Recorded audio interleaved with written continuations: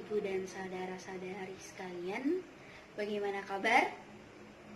Semoga saya berharap Bapak Ibu dan saudara-saudara sekalian dalam keadaan yang sehat. Be like Christ atau sama seperti Yesus. Be like Christ. Itu adalah tema kita pada hari ini. Yang terambil dalam 1 Yohanes 2 ayatnya yang pertama hingga ayatnya yang ke-6. Sidang Jumat yang terkasih di dalam Tuhan, kata seperti dalam Kamus Besar Bahasa Indonesia berarti serupa dengan. Jadi, menjadi Kristus bukan hanya sekedar percaya kepada Yesus, tetapi juga hidup serupa dengan Kristus. Sebab itu, ketika seseorang menyatakan bahwa ia percaya kepada Kristus, ia harus bertumbuh menyerupai Kristus.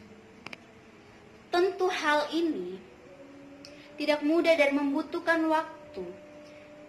Sebab pertumbuhan menyerupai Kristus adalah sebuah proses dan butuh komitmen. Karena hidup seperti Kristus bukanlah sebuah pilihan ketika menyatakan percaya kepadanya, tetapi itu adalah sebuah keharusan. Pertanyaannya adalah, apa yang harus kita buat untuk kita bisa hidup dan bertumbuh seperti Kristus? Penulis Yohanes, 1 Yohanes, khususnya pada ayat kita, pada bacaan kita, pasalnya yang kedua, ayatnya yang pertama hingga ayatnya yang ke-6, memberikan kita petunjuk untuk hal tersebut. Di ayatnya yang ketiga menjelaskan bahwa, dan inilah tandanya bahwa kita mengenal Allah, yaitu jikalau kita menuruti perintah-perintahnya. Setiap kita yang akan bertumbuh menyerupai Kristus, kalau kita menaati perintahnya, dan salah satu perintahnya adalah janganlah berbuat dosa. Tetapi kalau ternyata kita sudah berusaha untuk tidak berbuat dosa, dan ternyata kita jatuh ke dalam dosa, maka jangan mendiamkannya. Namun, kita harus mengakui di hadapannya, maka Dia akan mengampuni kita. Karena Dia adalah pendamai untuk segala dosa kita. Ketaatan kepada perintahnya akan menuntun kita kepada pertumbuhan yang baik. Jangan hanya berhenti di pengakuan semata, tetapi juga harus kita praktekkan dalam kehidupan kita sehari-hari. Di ayatnya yang keempat, tertulis bahwa barang siapa berkata, "Aku mengenal Dia," tetapi ia tidak menuruti perintahnya, ia adalah seorang pendusta, dan di dalamnya tidak ada kebenaran. Untuk itu sangat dibutuhkan komitmen yang kuat untuk tunduk dan taat pada perintah Tuhan, pada firman Tuhan. Dan firman Tuhan menjadi tolak ukur kita setiap tindakan-tindakan kita. Barang siapa mengatakan bahwa ia di dalam Dia, ia wajib hidup sama seperti Kristus telah hidup. Ayatnya yang ke-6. Tidak ada gunanya kita mengaku sebagai seorang Kristen apabila kita tidak mencerminkan pribadi Kristus di dalam diri kita, di dalam kehidupan kita. Menjadi serupa dengan Kristus akan mampu mengarahkan kita untuk masuk ke dalam kerajaan dan kemuliaan Tuhan. Dengan demikian, Kristus menerima kita.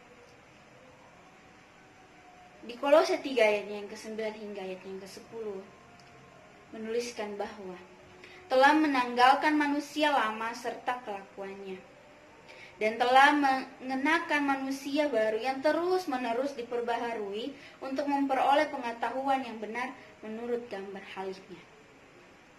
Artinya, dari hari ke hari seharusnya kita terus mengalami pembaharuan dan semakin mendapatkan gambaran yang benar akan Kristus. Dengan demikian juga kita harus berproses untuk semakin menyerupainya. Sejak awal Tuhan menciptakan kita dengan tujuan yang mulia. Kita diciptakan sesuai gambar dan rupanya. Dan hanya kitalah dirancang yang sedemikian rupa. Sedemikian mungkin kita dirancang oleh Tuhan.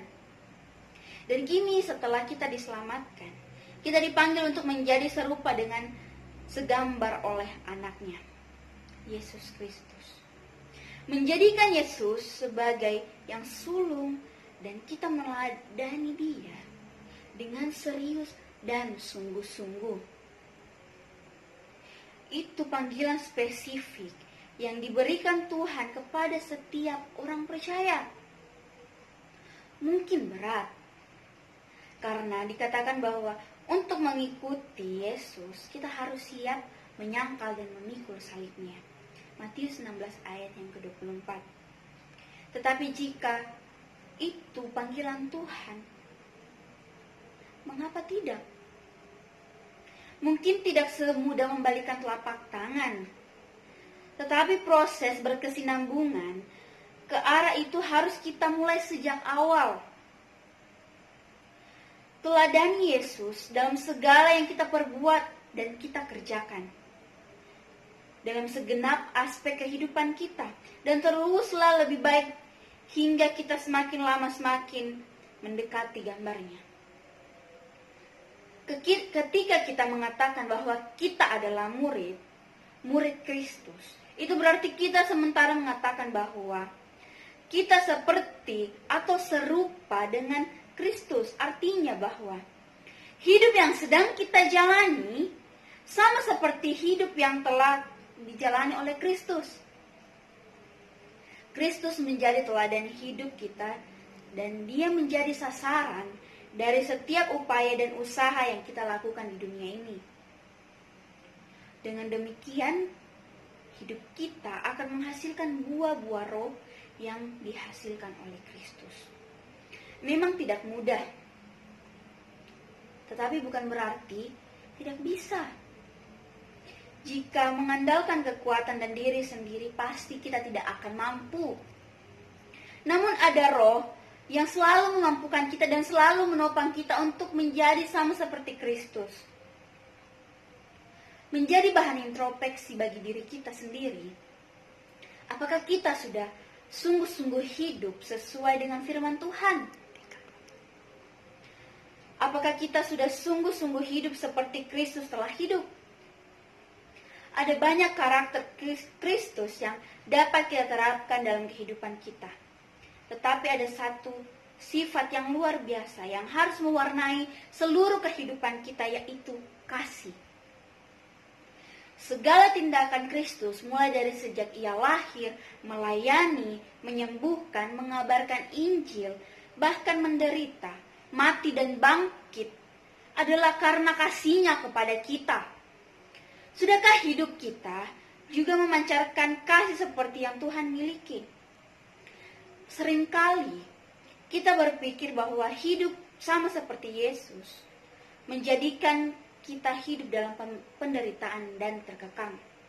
Padahal, jikalau kamu tetap dalam firman-Ku, kamu benar-benar adalah murid-Ku. Kamu akan mengetahui kebenaran, dan kebenaran itu akan memerdekakan kamu. Yohanes 8 ayat 31 hingga 32. Percayalah bahwa Tuhan selalu punya pelangi untuk setiap badai.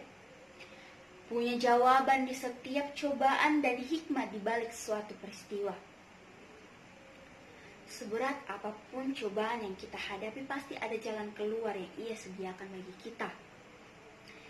Tidak akan sekali-kali Ia akan melepaskan kita untuk berjalan di tengah hutan belantara sendiri dan membiarkan kita menyeberangi sungai tanpa sempan. Terpujilah nama Tuhan, haleluya, amin.